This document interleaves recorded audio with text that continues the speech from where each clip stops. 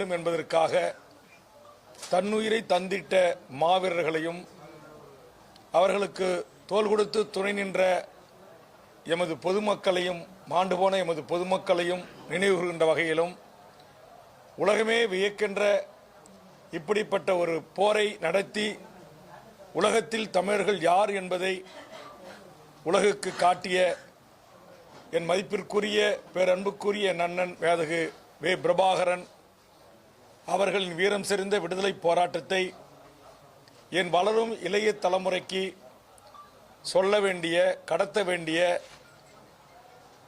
காலத்தின் கட்டாயம் இன்றைக்கு எழுந்திருப்பதாக நான் கருதுகிறேன். காரணம், தமிழர்கள் தங்களுடைய வரலாறுகளை மறந்த அல்லது வரலாறுகள் மாற்றப்பட்ட அல்லது மறைக்கப்பட்ட ஒரு இனமாக இருந்து வருகிறது. ஆதலால் தான் தமிழர்கள் தனக்கான தலைவர்களை தன்னிலிருந்து தேடாமல் வேறு வேறு இடங்களில் தேடுகிற ஒரு சூழல் தமிழ்நாட்டில் ஏற்பட்டிருக்கிறது என்பதை உணர வேண்டும். அதை உணர்த்துகின்ற முகமாக அதை தமிழ்நாட்டில் எவ்வாறு முன்னெடுப்பது என்பதை குறித்தும் தமிழக வாழ்வுரிமை கட்சி இந்த தேர்தல் வாக்கு எண்ணி அறிவிப்புக்கு இணங்க நாம் அடுத்த கட்டமாக கட்சியை எவ்வாறு வளர்த்தெடுப்பது, எப்படி கட்டமைப்புகளை உருவாக்குவது, கட்சிக்கான இந்த ஆண்டு முழுவதும் வேலை திட்டங்கள் என்ன என்பதை குறித்தும் வருகின்ற ஜூன் மாதம் குற்றாலம், கொடைக்கானல், ஊட்டி, ஏலகிரி, ஏற்காடு போன்ற பகுதிகளில் எம் கட்சியினுடைய நிர்வாகிகளுக்கு தமிழ்நாட்டின் ஆகச்சிறந்த அரசியல் ஆளுமைகளாலும் உங்களை போன்ற மூத்த பத்திரிகை ஊடகவியலாளர்களாலும் ஒரு அரசியல் பயிற்சி வகுப்புகள் நடத்தப்பட வேண்டியதன் அவசியம் குறித்தும் இந்த கூட்டத்தில் நாங்கள் விவாதித்துக் கொண்டிருக்கிறோம். ஆக இந்த செய்திகளை அனைத்தும் எனது அருமை பத்திரிகை ஊடக நண்பர்கள் வெளியிட்டு உதவுவீர்கள் என்று நம்புகிறேன். அதே வேளையில் நடந்து முடிந்த இந்த தேர்தலில் நெய்வேலி சட்டமன்ற தொகுதியில் எனது சார்பாக கட்சியின் சார்பாக எனது சகோதரர் திரு திருமாவளவன் அவர்களை வேட்பாளராக அறிமுகம் செய்து இந்த தேர்தலில் போட்டியிடுவதற்கான வாய்ப்பை கட்சி அவர்களுக்கு வழங்கியது.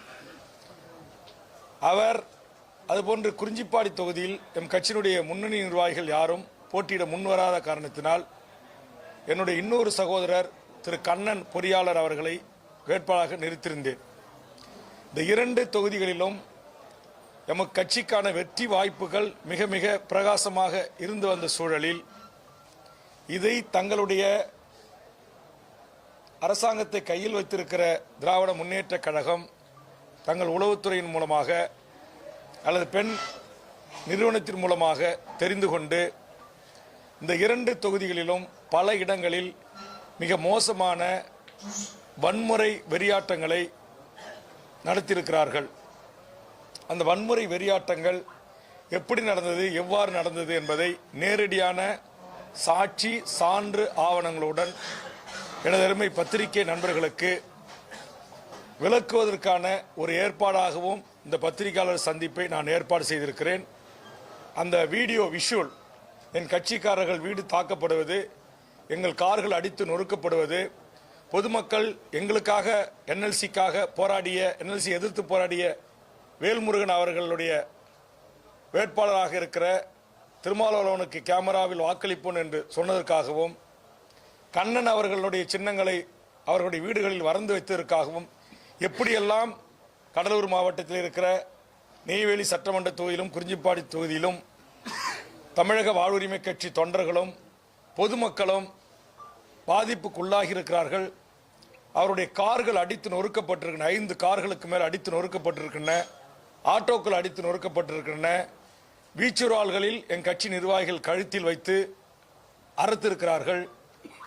பூத்திலே வைத்து எங்கள் கட்சிக்காரர்கள் மீது கொலைவெறி தாக்குதலுக்கு உள்ளாக்கி அரசு மருத்துவமனையில் சேர்க்கப்பட்டவர்களை திமுகவை சேர்ந்த வேட்பாளர்கள் அவருடைய ஆதரவாளர்களால் கடத்தப்பட்டிருக்கிறார்கள். அவர் உயிரோடு இருக்கிறாரா என்று கூட இதுவரையில் எங்களுக்கு தெரியவில்லை. 7 மணிக்கு பூத்தை முடித்துவிட்டு வெளியே வந்த எம் கட்சியினுடைய மாவட்ட பொறுப்பாளர்கள் பூத் ஏஜென்ட்களை ஒரு வன்முறை கும்பல் 15 பேருக்கு கொண்ட வன்முறை கும்பல் வீச்சர்வா உருட்டுக்கட்டை போன்று அடித்து அவர்கள் காயம்பட்டு அரசு மருத்துவமனையில் சேர்க்கப்பட்டிருக்கிறார்கள். இப்படி அடுக்கடுக்காக பொதுமக்கள் வாக்களிப்போம் என்று சொன்னதற்காக அவர்கள் வீட்டு வாசலில் நிறுத்தப்பட்டிருந்த கார்கள் அடித்து நொறுக்கப்பட்டிருக்கின்றன. இப்படி அடுக்கடுக்கான விடயங்கள். எங்கள் கட்சியுடைய மாவட்ட பொறுப்பாளர் தீவிரமாக எனக்கு வாக்கு சேகரித்தார் என்பதற்காக அவரை தொலைபேசியில் தொடர்பு கொண்டு கொலை மிரட்டல் விடுத்ததோடு மட்டுமல்லாமல் அவருடைய பெண்ணை கடத்தி சென்று கற்பழிப்பேன் என்று ஒரு திமுக பிரமுகர் நேரடியாக மிரட்டியிருக்கிறார். இங்கு பெண் பத்திரிகையாளர்கள் இருக்கிற காரணத்தால் அந்த ஆபாசமான வார்த்தைகளை உங்கள் தனிப்பட்ட எண்ணுக்கு அனுப்பி வைக்கிறோம், கேளுங்கள். இதையெல்லாம் இந்தியாவின் 4வது தூணாக இருக்கின்ற நிலைமை பத்திரிகை ஊடக நண்பர்கள் இப்படிப்பட்ட ஒரு அராஜகத்தை உங்களோடு கூட்டணியில் இருந்து கொள்கை அளவில் மாறுபட்டு கடைசி நேரத்தில் வெளியிலே வந்து தனியாக நான் நின்று மக்கள் எனக்கு அளித்த ஆதரவுக்காக இவ்வளவு அராஜகத்தை, இவ்வளவு அடாவடிகளை, இவ்வளவு அட்டூழியங்களை ஆளுங்கட்சியினர், ஒரு சில காவல்துறை அதிகாரிகள், அரசு நிர்வாகத்துறையில் இருக்கிற அதிகாரிகள் துணையோடு செய்வது எந்த விதத்தில் நியாயம்?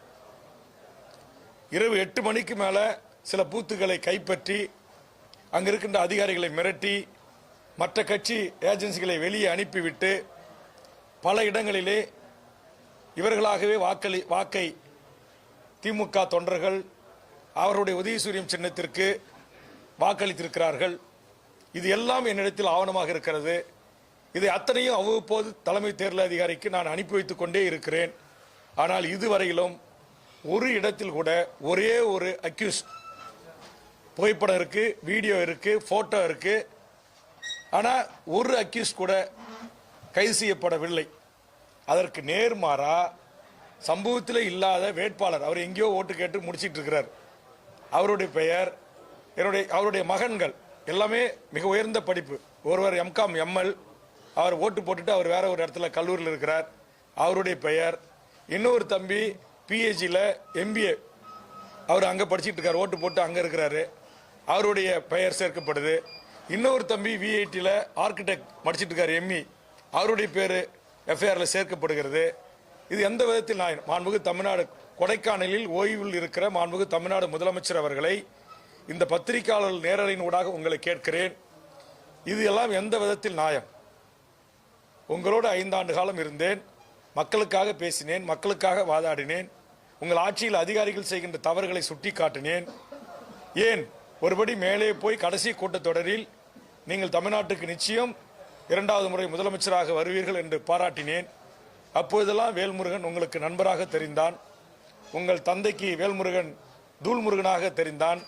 ஆனால் இப்போது உங்களை விட்டு பிரிந்து நான் அதிமுகவோடு கூட்டணி வைக்கவில்லை, பாரதிய ஜனதாவோடு மதவாத மனிதகுல விரோதிகளோடு கூட்டணி வைக்கவில்லை, அல்லது மற்ற எந்த அரசியல் கட்சிகளோடு கூட்டணி வைக்கவில்லை.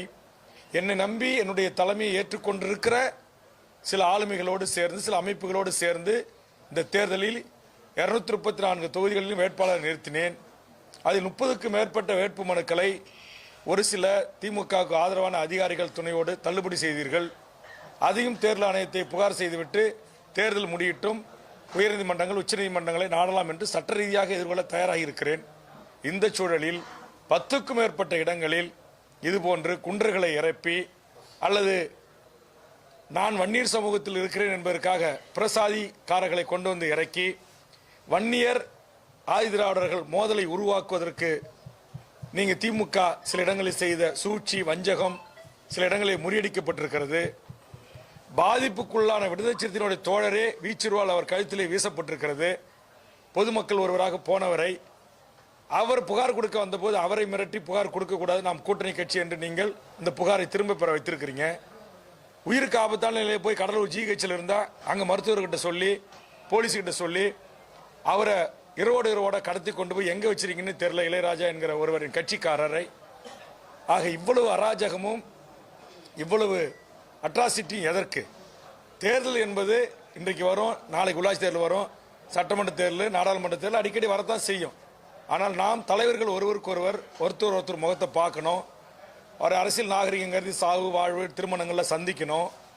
அதே மாதிரி அந்த நெய்வேலி தொகுதியுடைய வேட்பாளர் திரு சபாராஜேந்திரா அவர்கள் நாளைக்கு பொது நிகழ்ச்சிகளில் என்ன பார்க்கணும், என்னுடைய சகோதரர்களை பார்க்கணும், இப்படி தூண்டிவிட்டு உண்மைக்கு மாறா சம்பவத்தில் இல்லாத என் சகோதரரை, என்னுடைய வேட்பாளர்களை, என் சகோதரருடைய பிள்ளைகள் நல்லா படிச்சுட்டு நல்ல ஸ்டேட்டஸில் இருக்கிறாங்க, அவங்க தேர்தலுக்கு ஓட்டு போட வந்துட்டு அவங்களுடைய பணிகளுக்கு திரும்பிட்டாங்க, அவர்கள் அந்த ஸ்பாட்டில் இருந்தாங்கன்னு சொல்லி அவர்கள் மீது 307 கொலை முயற்சி வழக்கு பதிவு செய்ய சொல்லி ஆளும் திமுக அரசு மேலிருந்து உத்தரவுகளை பிறப்பிப்பது இது எல்லாம் நியாயமா என்பதை நான் பத்திரிகை ஊடகத்தின் சார்பாக இந்த நாட்டுடைய முதலமைச்சரை அவர்களை கேட்கிறேன், இந்த நாட்டுடைய சட்ட ஒழுங்கை டிஜிபி அவர்களை கேட்கிறேன், இந்த நாட்டுடைய உள்துறை செயலாளர், உளவுத்துறை தலைவர் போன்றவர்களை கேட்கிறேன், நாட்டுடைய தலைமை தேர்தல் அதிகாரி அவர்களை கேட்கிறேன். அவ்வப்போது உங்களுக்கு உடனுக்குடன் வீடியோவாக, புகைப்படமாக, குரல் பதிவாக மிரட்டல் வந்த போன் எல்லாம் உங்களுக்கு அனுப்பி வைத்திருக்கிறேனே, அது அத்தனையும் இப்போது என்னுடைய செல்ல இருக்கிறது அல்லவா? ஆனால் இதில் மீது ஒரு புகாரின் மீது கூட நடவடிக்கை இல்லை என்றால் இது எந்த விதத்தில் நியாயம்?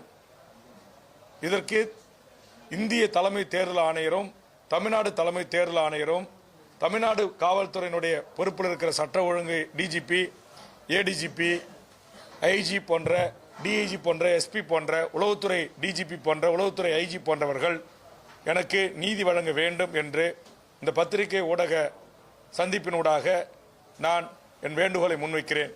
நான் சொன்னது உண்மைக்கு மாறானதா, நடந்த உண்மையா என்பதை எனதருமை 4வது தூணாக இருக்கிற எனதருமை பத்திரிகை ஊடக நண்பர்கள் தயவு செய்து, எனக்குன்னு தனியாக தொலைக்காட்சி இல்லை, ஊடகங்கள் இல்லை, வார இதழ்கள் இல்லை, பத்திரிகைகள் இல்லை, அதனால் என் தொண்டர்களுக்கும் எங்களுக்கும் ஏற்பட்ட பாதிப்பை குறித்து ஒரு 6 நிமிடம் வீடியோவாக தொகுத்திருக்கிறோம். அதை நீங்கள் இப்போது ஒளிபரப்பு செய்கிறோம். அதை நேரடியாக உங்கள் தொலைக்காட்சி பத்திரிகைகளில் வெளியிட்டு நாட்டு மக்களுக்கும் நாட்டுடைய உயர் காவல்துறை அதிகாரிகளுக்கும் அந்த உண்மையை கொஞ்சம் கொண்டு போய் சேருங்க. தயவுசெய்து நீங்கள் அந்த நேரடி ஒளிபரப்பை கட் பண்ணிடாதீங்க. முதலமைச்சரும் டிஜிபியும் காவல்துறை உயர் அதிகாரிகளும் அதை பார்க்கட்டும். அதற்கு பிறகு எனக்கு நீதி கிடைக்கட்டும் என்பதற்காக இந்த ஏற்பாடு.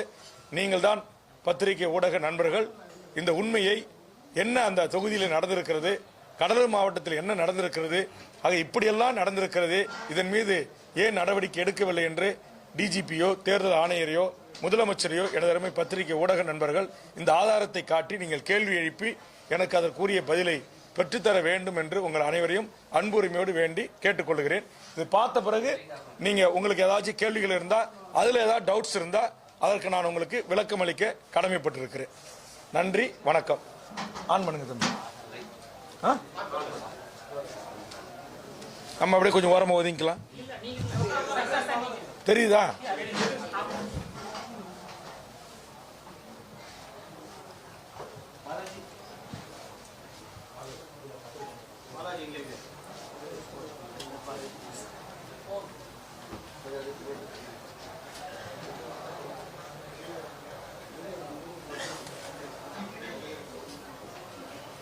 முன்னாடியே பண்ணி வைக்க சொன்னல, அப்படியே அப்ளை பண்ண மாதிரி வைக்க வேண்டியது.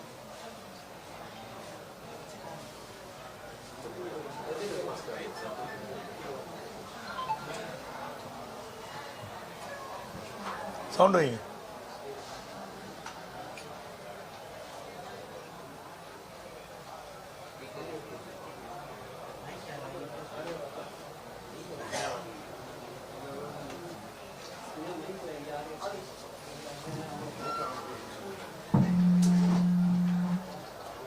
அடே வரல.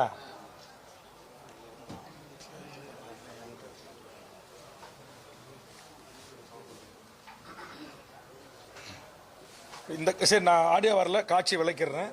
மைக் கொடுங்கப்பா. இந்த காட்சி நான் பரப்பூரில் இருந்துகிட்டு இருக்கிறேன். 2 பக்கம் மக்கள் நிற்கிறாங்க, நூற்றுக்கணக்கான மக்கள். அதில் நேராக திமுக ஆறு அடிச்சுக்கிட்டு திமுக அண்ட் தேமுதிக வெஹிக்கிள்ஸ் உள்ள வராங்க. அதில் புகார் கொடுத்தோம், எந்த நடவடிக்கையும் இல்லை. இவர் என் கட்சியினுடைய ஒரு பூத் ஏஜென்ட் 3 கலர்ல கையில கட்டியிருக்கிறார். திமுக காரங்க, நீ என்ன வேல்முருகனுக்கு ஆளா அப்படின்னு சொல்லிட்டு அவரை அப்பிம்பேட்டை கிராமத்தை சேர்ந்தவர் இளையராஜா அவரை அடிச்சு அங்க ஆம்புலன்ஸ்ல வர வச்சு பூத்துலேயே ஏற்றிட்டு போய் ஜிஹெச் கடலூர்ல இருந்தவர் இப்ப கடத்தப்பட்டிருக்கிறார். அவர் எங்க இருக்காரு, உயிரா இருக்காரு என்னன்னு தெரியல. வழக்குக்கு பயந்துக்கிட்டு அவரை கடத்திருக்காங்க. என்னுடைய செல்லுல வீடியோ ஆடியோட இருக்கு, அதை பார்த்து போட்டு காட்டுறேன்.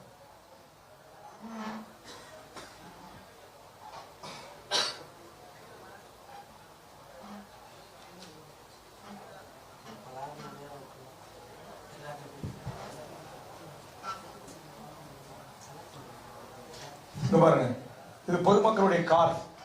அது வந்து நாங்கள் கேமராவுக்கு தான் ஓட்டு போடுவோம் அப்படின்னு அவங்க வீட்டில் கொடி சுவர் விளம்பரம் வரைஞ்சாங்கிறதுக்காக பொதுமக்கள் அவங்களுடைய காரு 5 கார் ஒரு ஆட்டோ கம்பட்டா பீச் ரோல வச்சுக்கிட்டு ஒரு 10 பேர் கொண்ட கும்பல் நெய்வேலி நகரம் முழுக்க இருந்த பல கார்களை அடிச்சு கத்தியால வெட்டி அராஜகம் பண்ணியிருக்காங்க. வீடியோ புட்டேஜோட கொடுத்தாச்சு. ஒரு அக்யூஸ் கூட அரெஸ்ட் இல்லை நெய்வேலி நகரத்துல வட்டம் 30 பகுதியில். காரை பாருங்க, ஒரு பீதியை உருவாக்குறாங்க. ஓட்டு எனக்கு உழப்போகுது அப்படின்றத தெரிஞ்சுக்கிட்டு அதை தடுக்கிறதுக்கான ஒரு முயற்சி.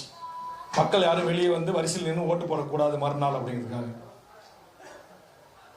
ஓட்டுக்கு பாருங்க, ஸ்பீடப் பண்ணுங்க. இங்க பாருங்க, இதெல்லாம் பெண்கள், அவங்களுடைய காரு, அவங்களுடைய ஆட்டம் பாருங்க.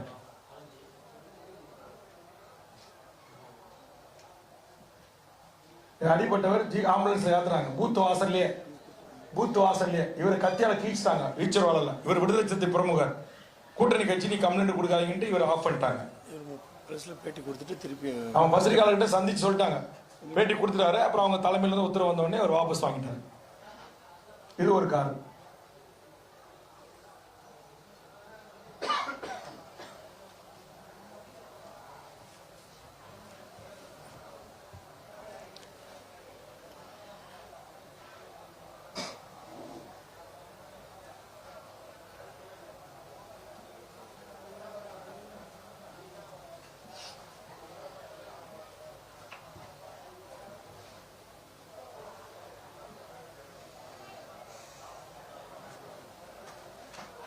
எல்லாம் இன்ஜூர்டு, எல்லாம் வீச்சருவா பைப்பு ராடு அடிச்சு நொறுக்கப்பட்டது.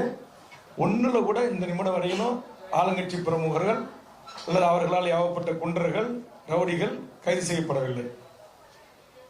இங்க பாருங்க, திமுக கொடி கட்டிட்டு நான் பிரச்சாரம் பண்ணிட்டு இருக்க மேல ஆறு அடிச்சுட்டு லைனா நேரா உள்ள விட்டு பொதுமக்கள் மேல யாத்திரை மாதிரி வராங்க. அங்க நிக்கிற பொதுமக்கள் மேல மருங்கூர் பகுதியில். நான் உடனே மைக்கில் கேட்கிறேன், இதே சிஎம் கான்வாய் நடந்துகிட்டு இருந்தா இப்படி வருவா அனுமதிப்பீங்களான்னு போலீஸை பார்த்து. அதே மாதிரி டிப்டி சிஎம் பேசினா அப்படி உள்ள விடுவீங்களா? அதே மாதிரி விஜய் நடிகர் பேசினா அப்படி உள்ள விடுவீங்களா சென்டர் கூட்டத்துக்குள்ள அப்படின்னு நான் கேட்கறேன் மைக்கில். இது பாருங்க, நடுவரப்பட்டுல இந்த வீடியோ என்கிட்ட இருக்கு, காட்டுறேன் பாருங்க. உள்ள போய்